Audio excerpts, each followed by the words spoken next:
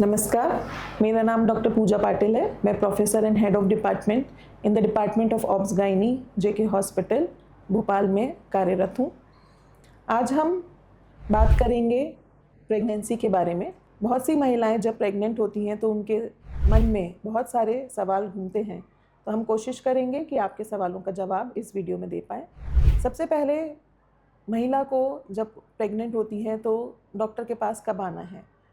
तो as soon as आपके periods miss होते हैं, विदिन 10 to 12 डेज़ आप घर में भी एक यूरिन प्रेगनेंसी टेस्ट कर सकते हैं, जिससे आपको पता चलेगा कि आपको प्रेगनेंसी है या नहीं है। अगर वो पॉजिटिव आती है तो आप जितनी जल्दी हो सके अपने डॉक्टर को दिखाएं जाके। फिर हमारे कई महिलाएं पूछते हैं कि कितनी बार हमको डॉक्टर को दिखाना है। तो प्रेगनेंसी जब होती है तो आपको सबसे पहले, जैसे पीरियड्स मिस हुए तो आप अपने डॉक्टर के पास जाइए और उनको दिखाइए।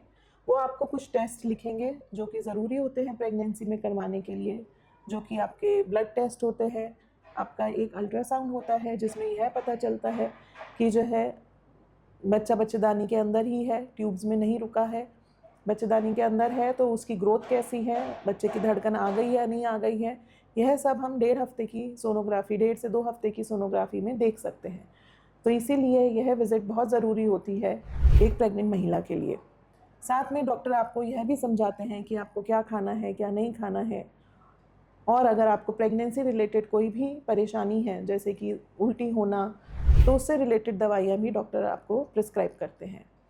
साथ में एक फोलिक एसिड की टैबलेट दी जाती है, जो कि बहुत ज़रूरी होती है शुरू के 3 महीने प्रेगनेंसी में खाने के लिए। कई महिलाएं पूछती हैं कि कितनी बार हमको जांच करवाने के लिए जाना होगा। सो प्रेगनेंसी में यूजुअली फर्स्ट विज़िट जैसे ही आपके पीरियड्स मिस हों तब आना है।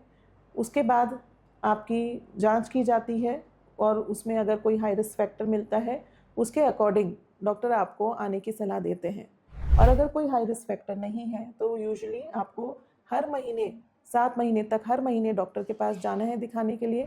7वें महीने के बाद हर 15 दिन में चेकअप के लिए जाना है, और जब 9वां महीना लगता है तो फिर हर हफ्ते चेकअप के लिए जाना ज़रूरी है। इन चेकअप्स में डॉक्टर आपका ब्लड प्रेशर देखते हैं, वज़न करते हैं, आपके ब्लड इन्वेस्टिगेशंस करवाते हैं, आपकी कोई परेशानी है तो उसको दूर करने के लिए इलाज लिखते हैं। साथ में देखते हैं कि बच्चे की ग्रोथ ठीक से हो रही है या नहीं हो रही, बच्चे की धड़कन कैसी चल रही है।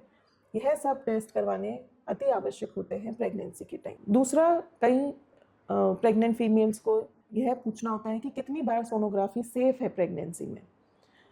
तो जैसे कि मैंने बताया आपको पहले भी कि जैसे ही फर्स्ट विज़िट आप करते हैं 1.5 से 2 महीने की प्रेगनेंसी में, उस टाइम पे सोनोग्राफी करवाना ज़रूरी है, यह देखने के लिए कि बच्चा बच्चेदानी के अंदर है या ट्यूब्स में है, बच्चे की धड़कन आ गई या नहीं आ गई, बच्चा ठीक से ग्रो हो रहा है या नहीं हो रहा है। उसको हम डेटिंग स्कैन भी बोलते हैं, क्योंकि उससे हमें यह पता चलता है कि बच्चा आपकी डेट्स के अकॉर्डिंग ग्रो हो रहा है। दूसरा स्कैन जो बहुत ज़रूरी होता है वो होता है 3रे महीने पे, जिसको हम NT-NB स्कैन या फिर लेवल 1 स्कैन भी बोलते हैं। इसमें बहुत ज़रूरी चीज़ देखी जाती है जिससे हमें पता चलता है कि बच्चे को कोई जेनेटिक प्रॉब्लम नहीं है, और उसके साथ डॉक्टर आपको एक ब्लड टेस्ट, जिसको डबल मार्कर टेस्ट कहते हैं, वह भी लिख के देते हैं। दोनों चीज़ें देखी जाती हैं बच्चे की जेनेटिक प्रॉब्लम जानने के लिए। अगर यह दोनों सामान्य आती हैं, फिर आपको तीसरी सोनोग्राफी 5वें महीने पे कहा जाता है करवाने के लिए। 5वें महीने की सोनोग्राफी बहुत ज़रूरी होती है, जो क्योंकि उसमें बच्चे की पूरी बनावट, उसके हार्ट, उसके हाथ पैर, उसकी उंगलियां, अंदर के अंदरूनी ऑर्गन्स सब प्रॉपर्ली डेवलप हुए हैं या नहीं हुए हैं, यह हम जान सकते हैं सोनोग्राफी से। इसको हम टारगेट स्कैन या लेवल 2 स्कैन भी बोलते हैं। तो ये 3 सोनोग्राफी बहुत ज़रूरी हैं। इसके बाद 7वें महीने पे डॉक्टर आपको एक ग्रोथ स्कैन करने के लिए बोलेंगे, जिसमें कि देखा जाएगा कि बच्चे की ग्रोथ प्रॉपर हो रही है या नहीं हो रही है, क्योंकि यह स्कैन बताएगा अगर बच्चे में कोई प्रॉब्लम आनी होती है तो 7वें महीने से बच्चे की ग्रोथ कम होनी शुरू हो सकती है। वह जानने के लिए ये 7वें महीने की सोनोग्राफी भी बहुत ज़रूरी है। अगर आपकी प्रेगनेंसी लो रिस्क प्रेगनेंसी चल रही है तो हो सकता है 9वें महीने पे एक सोनोग्राफी करवाई जाए, और अगर हाई रिस्क प्रेगनेंसी है तो यह सोनोग्राफी के साथ डॉपलर, जिसमें बच्चे को ब्लड सप्लाई कैसा जा रहा है, वह भी देखने के लिए डॉक्टर आपको बोल सकते हैं। वो डिपेंड करता है कि आपकी प्रेगनेंसी कैसी चल रही है। कई महिलाओं को प्रश्न रहता है कि हमको क्या दवाई खानी है, कौन सी दवाई सेफ़ है प्रेगनेंसी में, कौन सी नहीं है।